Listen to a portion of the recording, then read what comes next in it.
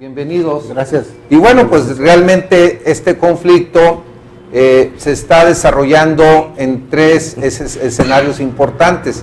Uno es eminentemente el jurídico, otro es pues dentro del interior de la universidad hay una parte importante de académicos y estudiantes que están a favor, desde luego, de la nueva rectora interina, en este caso la doctora Patricia Herrera. Inclusive un sindicato importante de la universidad ya se pronunció en su reconocimiento, y otra parte también obviamente no reconoce a las anteriores autoridades.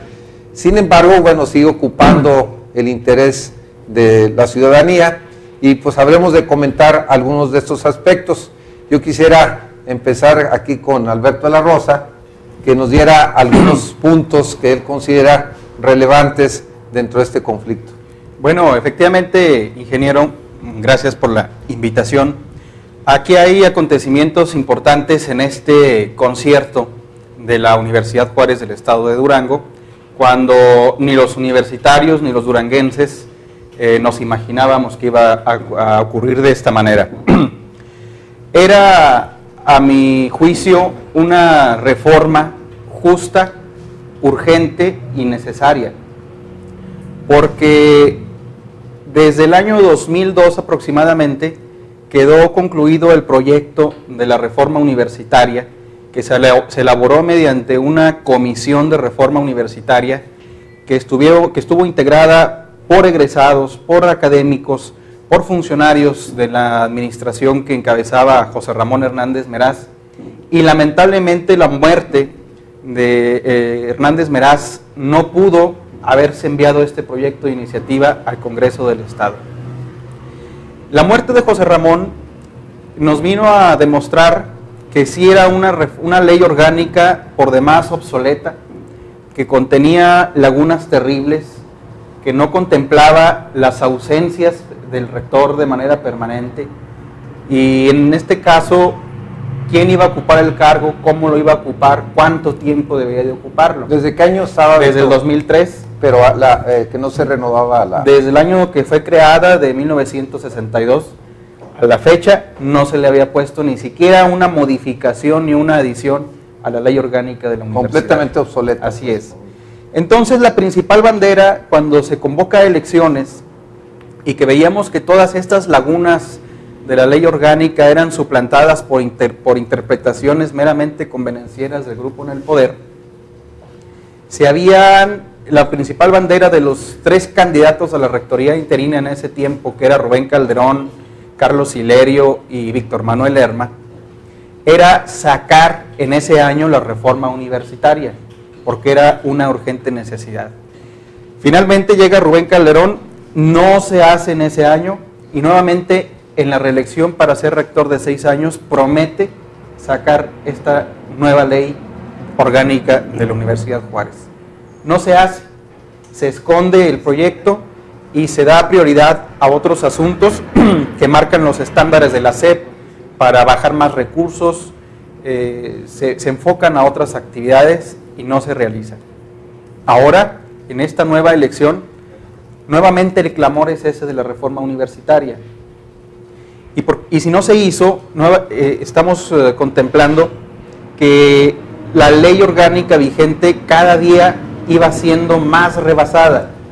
Por ejemplo, se critica de que hubo que se viola la autonomía, de que no es correcta esta reforma en medio de un proceso electoral que ya estaba en marcha, pero fue un proceso electoral completamente fuera de la legalidad de la Universidad Juárez, porque la ley orgánica establece que el rector, entonces Rubén Calderón, preside la junta directiva y el consejo universitario, pero claramente establece: cuando el rector tenga interés directo en un tema que se trate en junta directiva o consejo universitario, tendrá que retirarse de la presidencia y su lugar será ocupado por el decano, que conducirá la sesión. En la junta directiva de los principios de septiembre, donde se aprueban los lineamientos de la elección de rector y la propuesta de comisión electoral, Rubén Calderón se quedó presidiendo esta sesión. Juez y parte. Juez y parte, cuando ya había manifestado su interés por reelegirse. Aquí debió de haberse retirado y su lugar ocupado por el decano, pero aquí hay otra grave omisión, que no se ha designado al decano de la universidad tras la muerte de Carlos Galindo Martínez. Entonces, por consiguiente, este proceso electoral estaba fuera de la ley orgánica vigente. Entonces, desde luego que en este entorno se pisan muchos callos. Si los maestros y directivos de la universidad se hubieran mantenido por la vía civil, por la vía legal, al acudir a las instancias jurisdiccionales y defenderse, hubiera sido bien visto, pero vimos que defendieron con uñas, dientes y pies en el Congreso del Estado el estilo de vida, el modus vivendi que han convertido lamentablemente a la universidad ya no como una nave de la sabiduría, sino como una nave cargada de dinero, de botín y prebendas, que es lo que más les duele. Entonces, si no era ahora, no iba a ser nunca. Si Rubén Calderón o el equipo de Rubén Calderón, que lo ha mal asesorado y que lo ha pervertido ante ojos de la sociedad, no hicieron en 7 años la reforma universitaria, ¿quién iba a garantizar que en los próximos 6 años de su reelección, que era prácticamente segura por el control tan férreo de la nómina universitaria, iba él a sacar la reforma universitaria? Entonces, sin duda que afecta a muchos, pero también beneficia a otro tanto, y por esto, ingeniero, es la polarización del clima universitario. Es el origen. A ver, Jesús, ¿cómo ves tú el conflicto como universitario inclusive? Y también, bueno, yo soy jubilado de la universidad, pero bueno, estuve 32 años en la universidad y aparte pues mi época de estudiante y dirigente sindical. A mí me parece que hay que abordar también la génesis de la situación en la que se encontraba la universidad.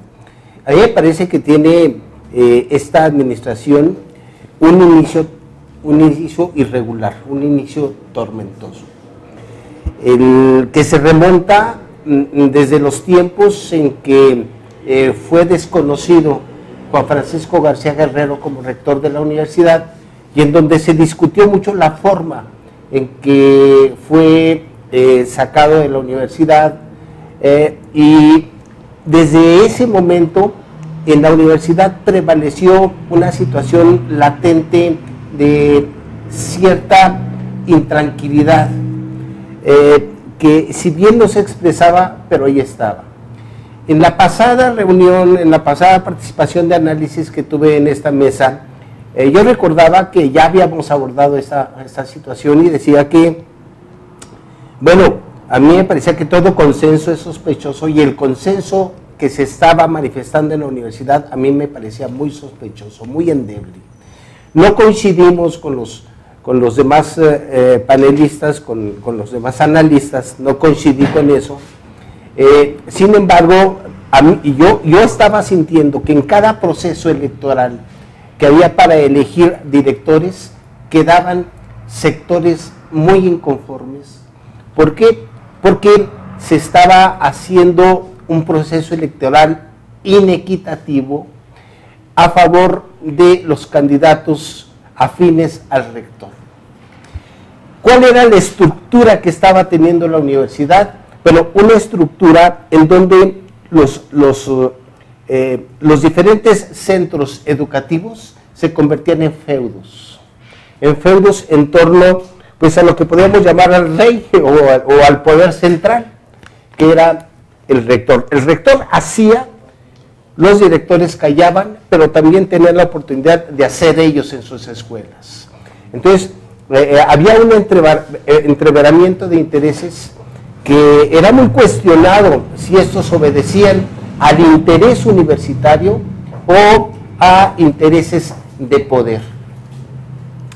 En este sentido, se empiezan a ver desde hace años situaciones que incomodaban a la comunidad universitaria e incomodaban a la sociedad, como era el que Edifal hubiera solicitado durante 25 veces, 25 solicitudes hizo de entrar a verificar la transparencia en la universidad, y la universidad prefirió pagar 5 veces multa.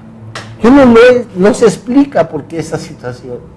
Hubo una reticencia del rector para entregar su informe al Congreso del Estado durante algunos años, y no tuvo otra más que entregarlo cuando vio que la Universidad Nacional Autónoma de México y en algunas otras universidades lo estaban haciendo.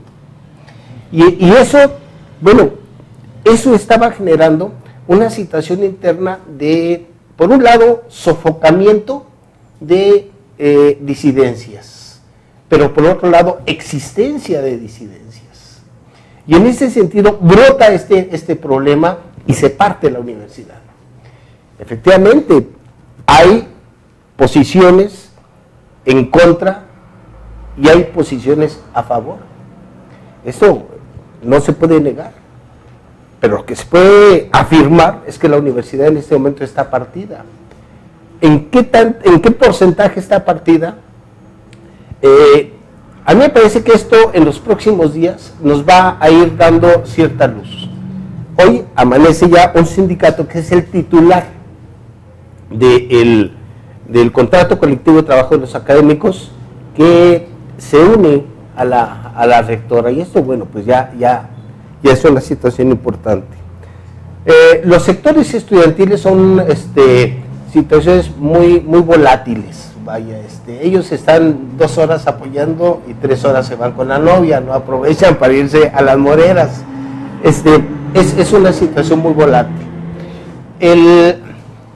El apoyo, el soporte de apoyo del sindicato administrativo fue promovido ni más ni menos por el regidor Rosales Melchor, que en Cabildo dijo que el PRI sacara las manos de la universidad, cuando él es del PT, y promovió la participación de los trabajadores universitarios bajo la amenaza de que iban a perder todo su contrato colectivo de trabajo, es decir, sobre el temor,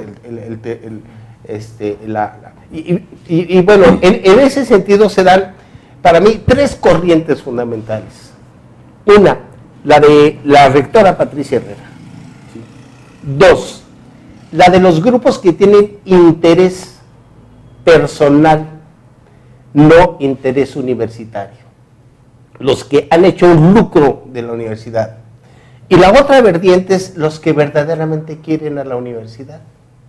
Y en ese sentido, ahí están un tanto vinculados los que protegen su poder que se le está yendo y utilizan de alguna manera a los que verdaderamente quieren a la universidad. Finalmente yo diría, el problema jurídico, si es legal o si es ilegal, ya hay un amparo, ¿sí? Un amparo que por cierto no contempla la toma del Congreso, no contempla la apertura del edificio central, tiene algunas deficiencias, pero que serían las autoridades correspondientes las que definan la legalidad o ilegalidad de este hecho. Mariano, ¿cómo ves tu perspectiva de este conflicto en la universidad? No podemos menos coincidir en que gran parte de los problemas que estamos viendo ahora reflejados tienen su origen en muchos años atrás y que tienen mucho que ver con los intereses, más allá que académicos, intereses de otro tipo, que han venido generando, que persisten y que tienen que ser defendidos por aquellos que son beneficiarios de esos intereses. Ahora, ¿por qué ahora y por qué en estas circunstancias? Coincido perfectamente en que la reforma universitaria era urgente, necesaria, importante, impostergable, pero hay que acotar algo. De los últimos 7 años se eligió el peor momento para hacer esa reforma. Pudo haberse hecho hace 2 años, hace 5, hace 3, hace un mes incluso, no hoy. Esta semana es el peor momento. ¿Por qué? Porque estamos en pleno proceso electoral.